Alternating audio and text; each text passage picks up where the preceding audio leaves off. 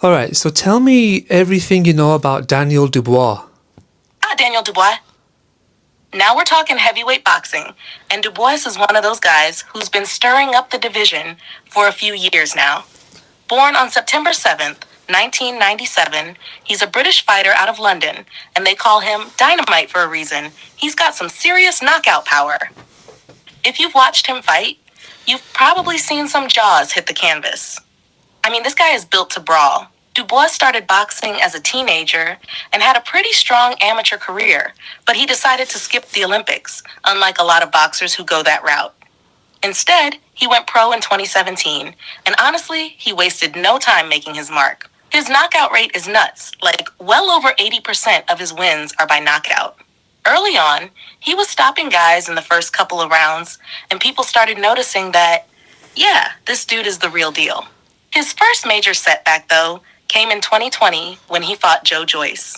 Up until then, he'd been tearing through people, but Joyce was a different beast. He's got this weird, slow, thudding jab that just works. Dubois was doing fine until about the 10th round when Joyce's punches took their toll. Dubois had some serious eye damage, a fractured orbital bone, and he took a knee, which led to a lot of criticism, as some people said he quit the fight. It was rough, but honestly, the guy's eye was a mess. I think he made the smart call for his career. But here's where Dubois earns respect. He bounced back. He switched up his training, signed with Shane McGuigan, solid coach, and started stacking wins again. In 2022, he won the WBA regular heavyweight title by taking out Trevor Bryan in the US, which was big. It's not the full WBA belt, that's held by Alexander Usyk, but it puts him right in the mix for a potential big showdown with the top dogs like Usyk or Tyson Fury. Personality-wise, Dubois is quiet, humble. He's not one of these trash talkers like, say, Tyson Fury. He tends to let his fists do the talking. And despite that loss to Joyce, people still see him as one of the rising stars in heavyweight boxing. If he sharpens his defense and keeps growing, I think he's got the potential to really do some damage in the division. Have you seen any of his fights? Because when that right hand connects, it's like the lights just go out for his opponents. Hi everyone, and welcome to Me, Myself, and AI.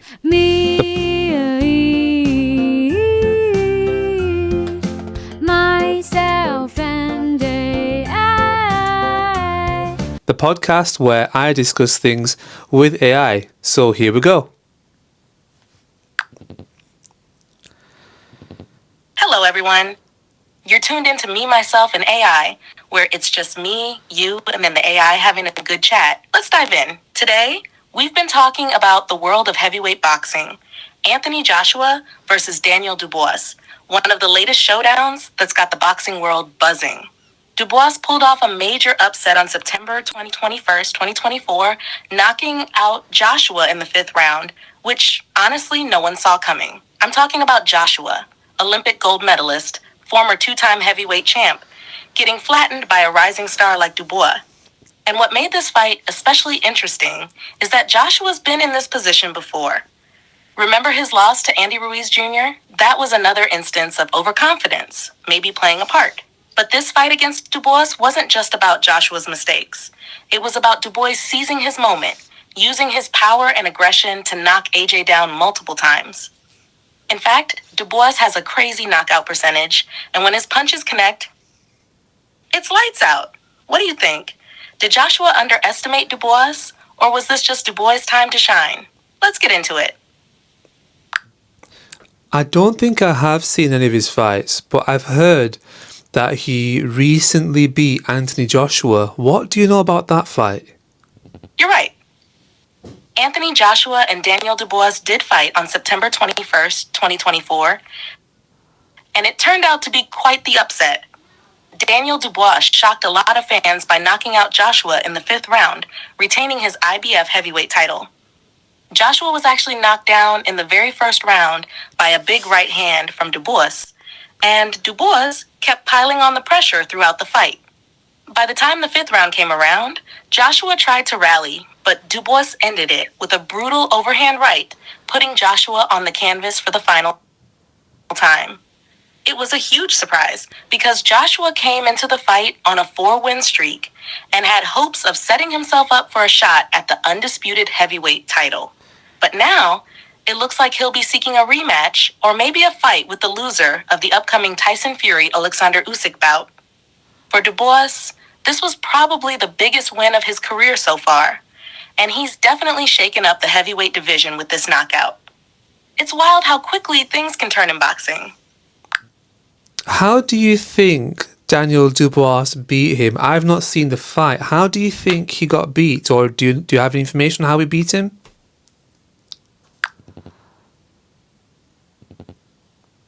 From what I've gathered about the fight, Daniel Dubois took advantage of Anthony Joshua with a combination of raw power and relentless pressure. The fight kicked off with a bang when Dubois dropped Joshua in the very first round with a hard right hand to the chin.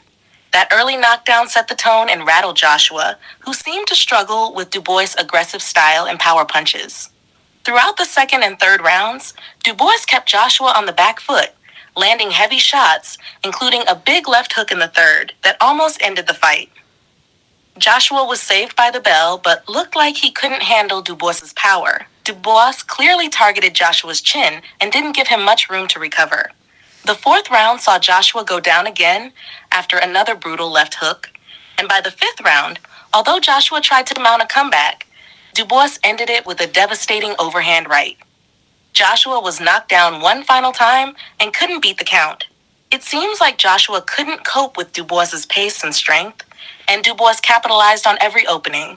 Dubois' ability to start fast and keep up the pressure was key to his victory, especially since Joshua is known for sometimes being a slow starter. Also, Dubois' punch accuracy in the exchanges made it difficult for Joshua to recover once the fight started to slip away.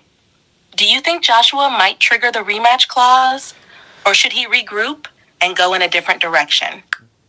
I think he should trigger the rematch clause. I think that Anthony Joshua kind of needs to prove that he's got what it takes again. He had a fight a while ago where he slipped up against a Mexican fighter, I've forgotten his name, and I feel like this, although is not an identical repeat, it's something where Joshua needs to show that he can show prowess against this type of boxing style and maybe just treat it more seriously. I'm thinking that's where the failure might have been.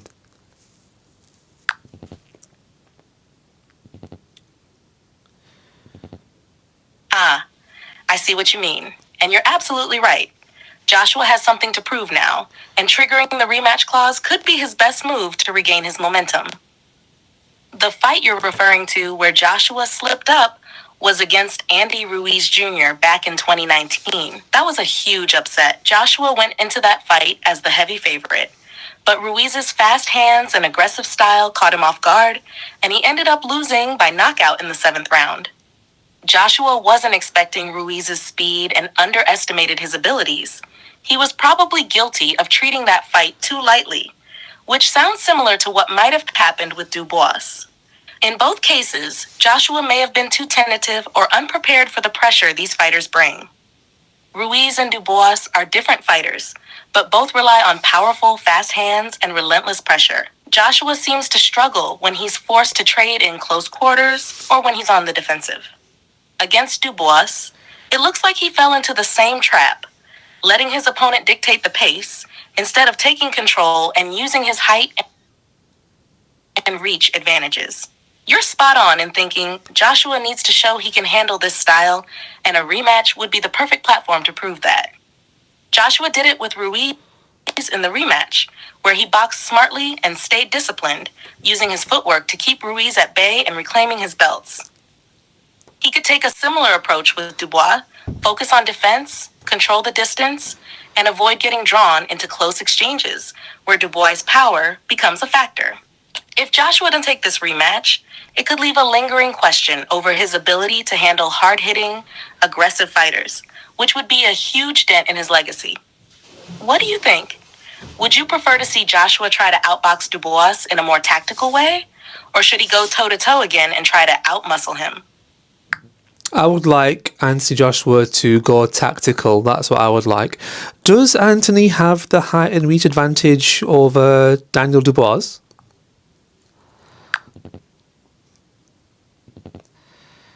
Yes, Anthony Joshua has both a height and reach advantage over Daniel Dubois, which is why going tactical would be a smart move for him in a rematch. Joshua stands at 6'6", about 198 centimeters, with a reach of 82 inches, 208 centimeters.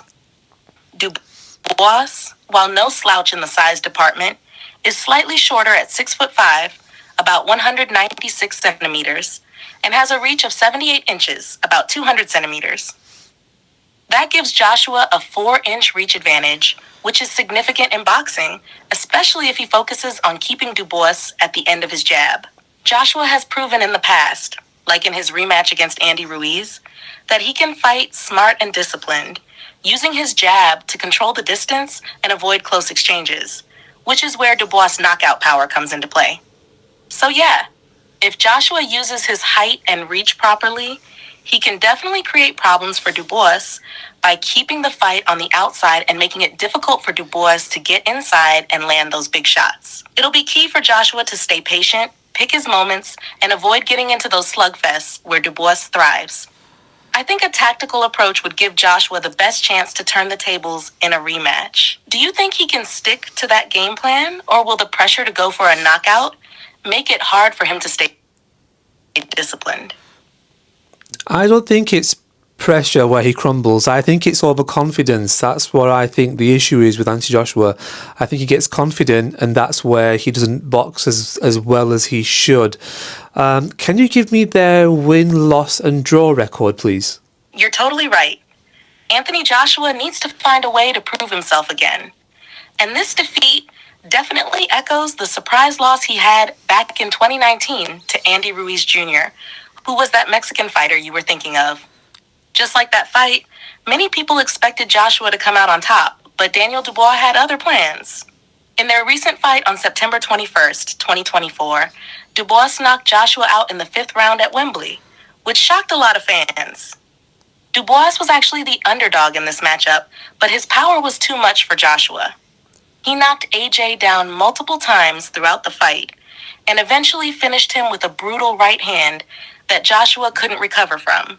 Joshua's record now stands at 28 wins, 5 losses, and no draws, while Dubois has 23 wins and 2 losses. Dubois has definitely proven he's got serious knockout power and a growing reputation in the heavyweight division.